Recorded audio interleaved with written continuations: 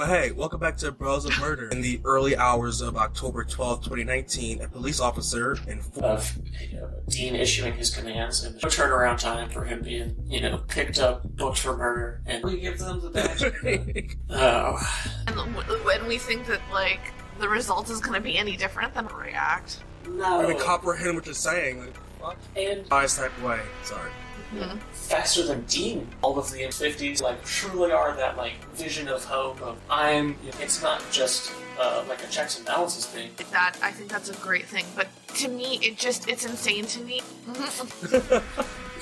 Yeah, no, that was this episode. We'll be linking every Kelly. No! I meant an actual Hershey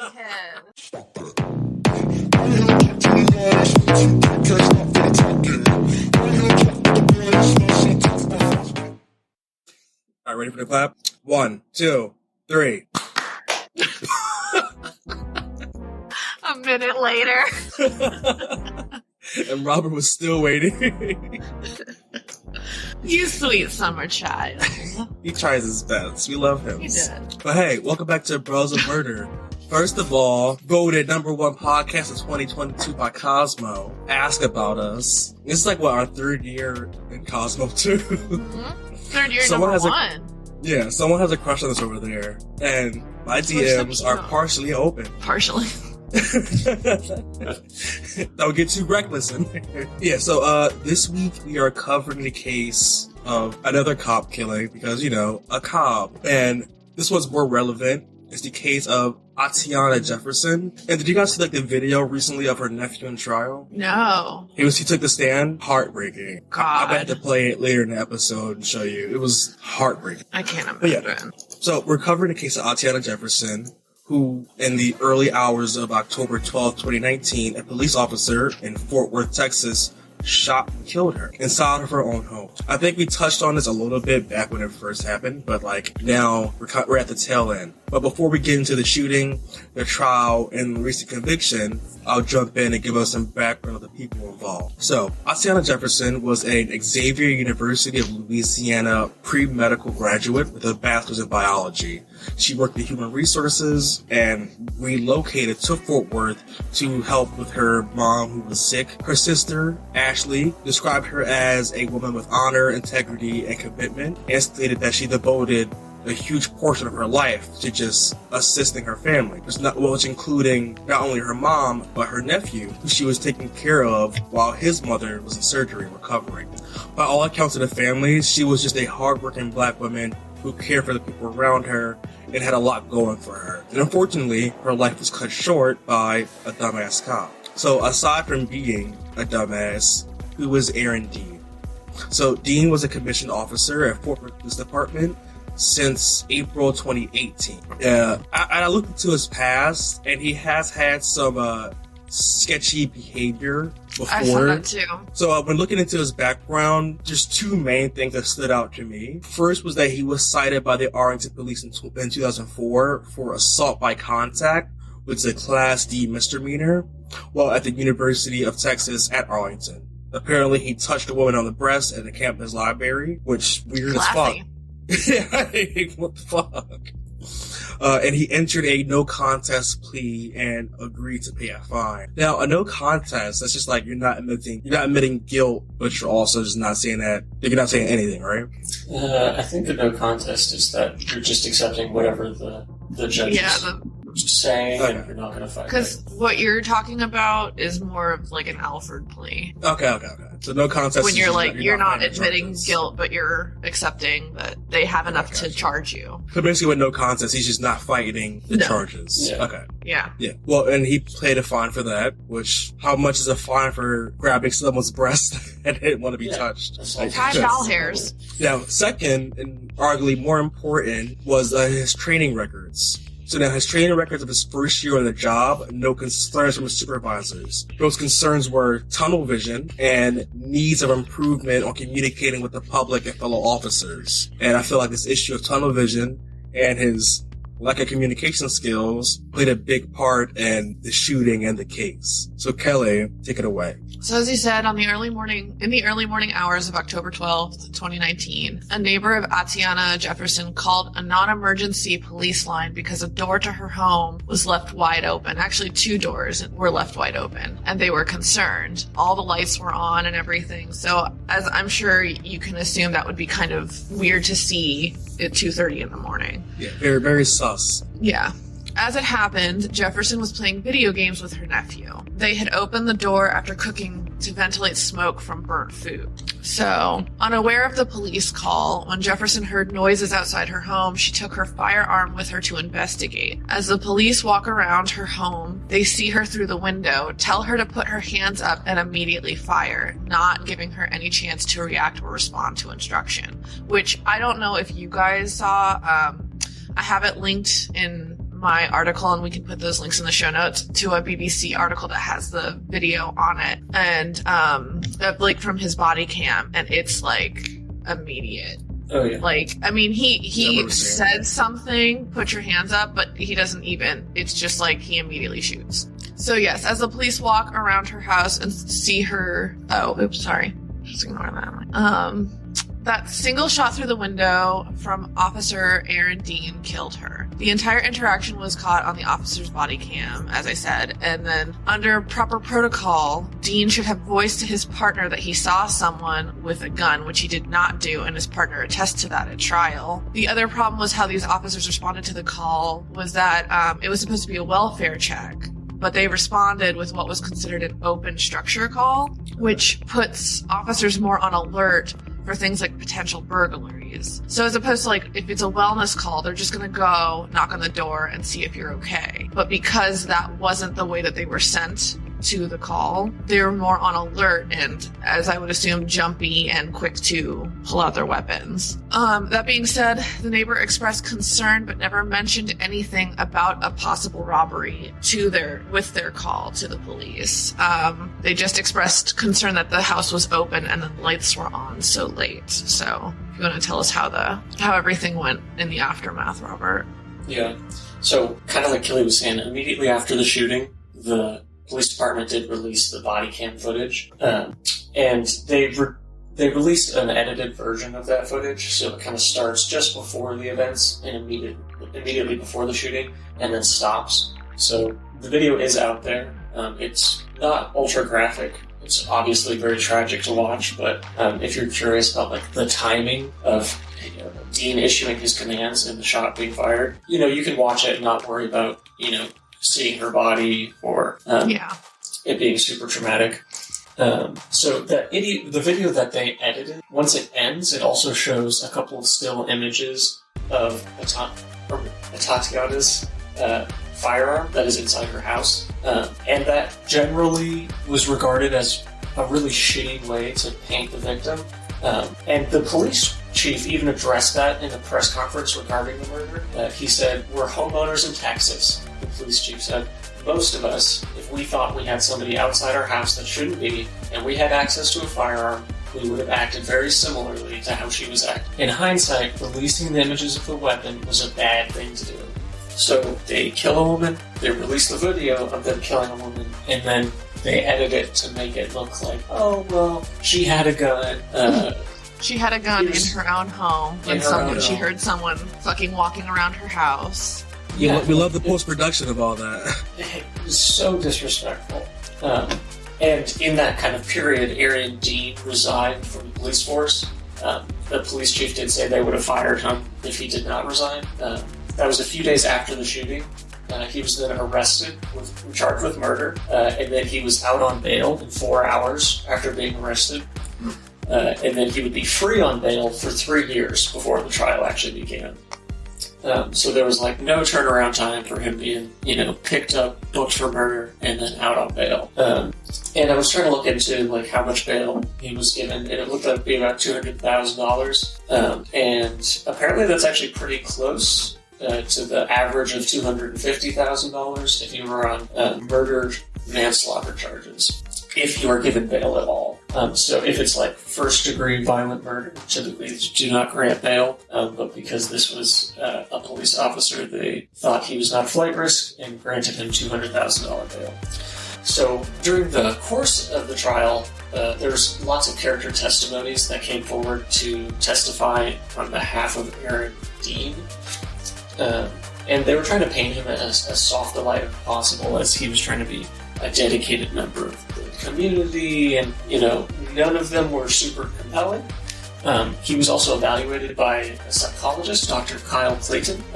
Clayton described Dean as a narcissist who was not psychologically suitable to serve as a police officer. Oh, what a thought. Yeah. Wait, I am shocked and surprised. Don't police have to do psych evals before they can get hired in the first place? I was going to say, isn't that exactly what we're supposed to know before we give them the badge? Well, and also, even if it's just, hey, the job has changed him over a couple of years, why aren't you having to check in every couple of years and do another psych evaluation? Well, because, Robert, he has poor communication skills. It's in his report.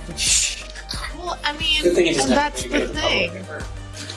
Right? So he has had a history of acting inappropriately. They didn't recheck him, and they sent a man like that out on a call. And when we think that, the result is going to be any different than what it was, I don't know. So the course of events on the evening of are incredibly damning for Dean, as far as deciding whether or not he was at fault. So after arriving on the scene to a non-emergent wellness check, Dean circled around the house with the partner to a bedroom window where he saw Atatiana. I've said both Atatiana and I can't even say it now. Atatiana. And we were able to find examples of both being used, so that's not out of laziness. We're trying our best. We are trying our best to find good pronunciations for names always. You're doing your best, sweetie. Doing amazing, sweetie.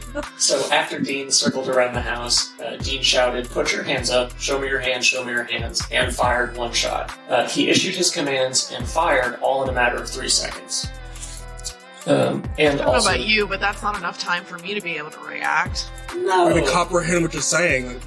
And in none of those commands did I say, "Hey, I'm a police officer." Yeah. Or, "Hey, you okay? What's going on? Arlington Police." Hi, you're in my backyard. Yeah.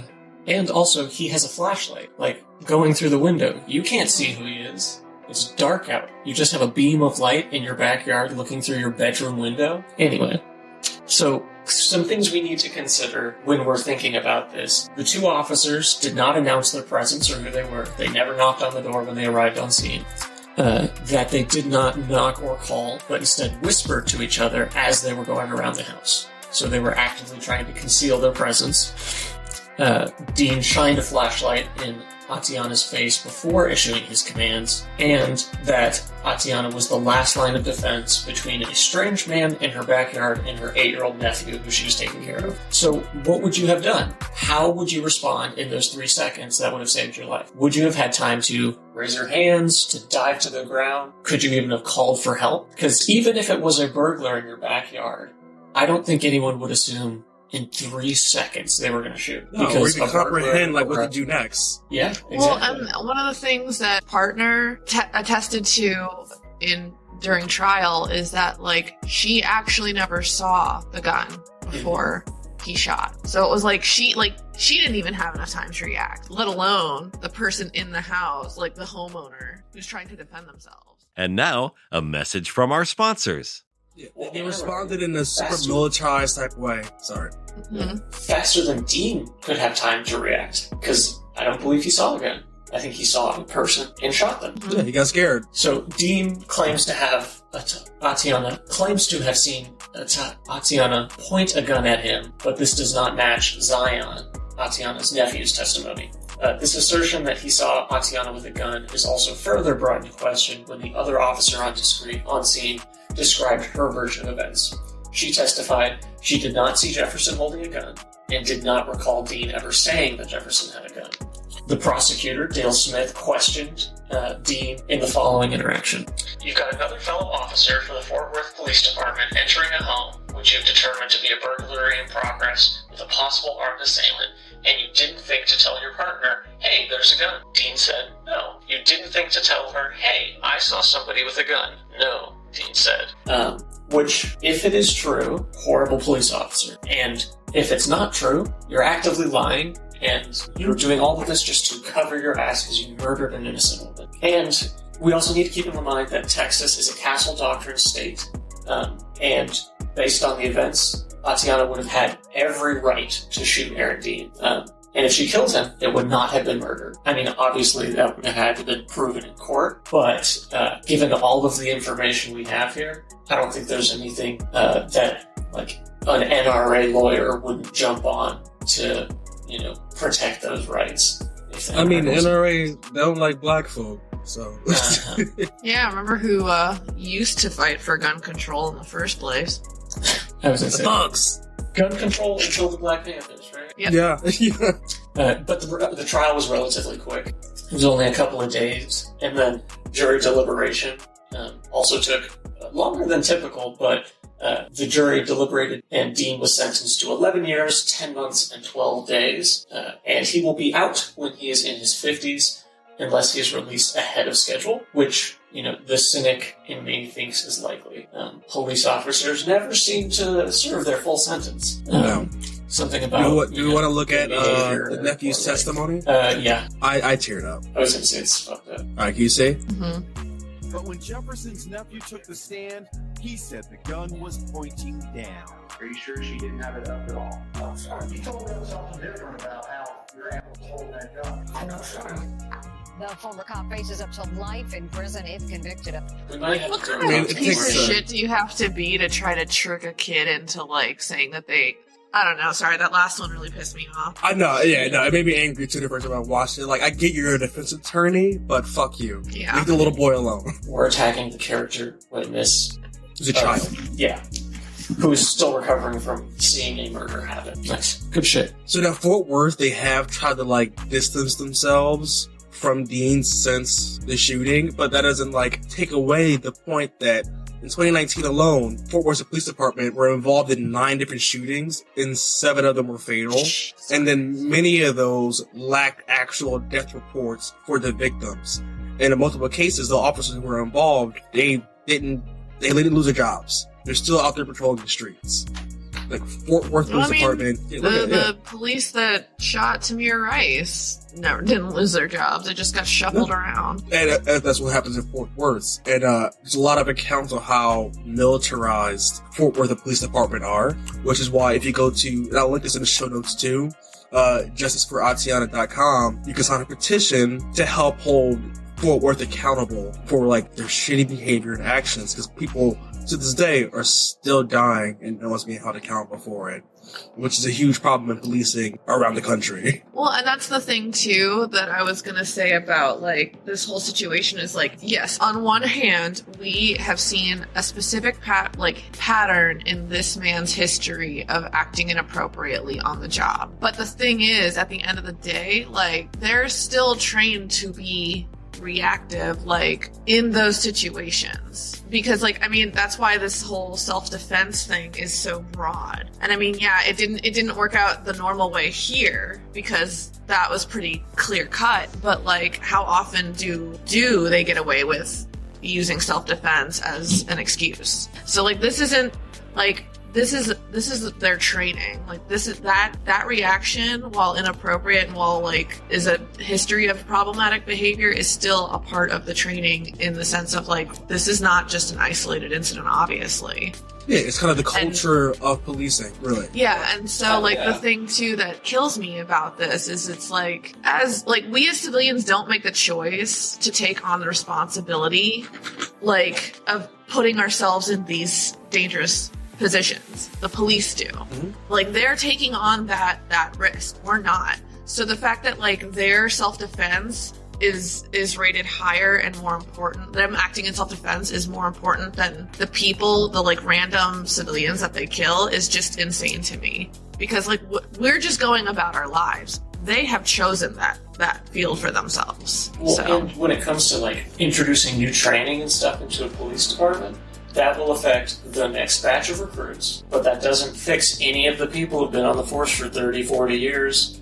And if you do sensitivity training or retrain them in any way, that's going to be a really hard behavior pattern to break, because that person's been acting that way for 40 years in this community, and they're magically just going to stop because they went to a 2-week course. That's an excellent point, yeah. And, as soon as you have those young recruits who are coming into the department, even if they, truly are that, vision of hope of, I'm, a black person from this community, I'm going to be a police officer that helps, I want to be that person, they are still going to have to actively fight the culture that is already in that police department.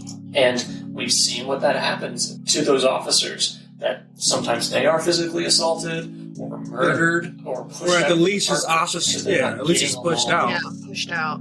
Well, and that's the thing, another facet of this that I just don't understand is when I first graduated college, I have a degree in studio art and art related stuff.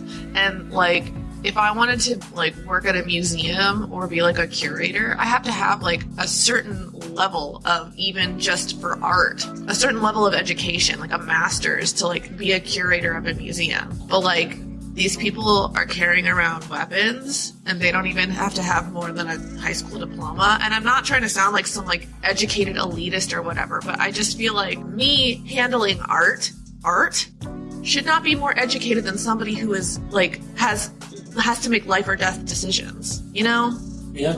Well, and especially when there are degrees about criminology and social work, it's not just a checks and balances thing. It would also be extremely beneficial for them to have background in those things. Maybe know why we do the things we do in our criminal justice system, or the logic and justice behind it. That's only a good thing. It would make only better cops. And I do remember seeing this one video where this guy was talking about how it was a training video, and the specific guy who goes around the country to train cops, and his whole thing was you have to see everybody as a potential threat. And it's if you are in a position of power and you are carrying a weapon on you at all times, I don't see how you can be in a position to be constantly afraid. Yeah, you're setting yourself up for failure at that point. That, and also what do you, yes, can it be dangerous sometimes? Of course. But overall, what do you have to be afraid of? You have a leg up on everybody else around you. You're trained, and you have a weapon. Mm-hmm. And we're creating this culture of fear within the police force, so that they react so much they're so much more reactive than they should be. And they don't, we've always heard that they have all these terms of where they're supposed to learn how to de-escalate situations. We don't see that consistently. We do not see them de-escalating tense situations. We usually see them escalating them into something like this. One thing I do find funny about policing is if you ask most people who are in the military will say the same thing about police.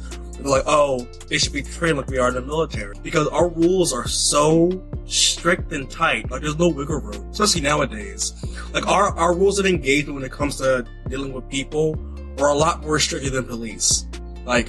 We were trained to de-escalate first, to create distance.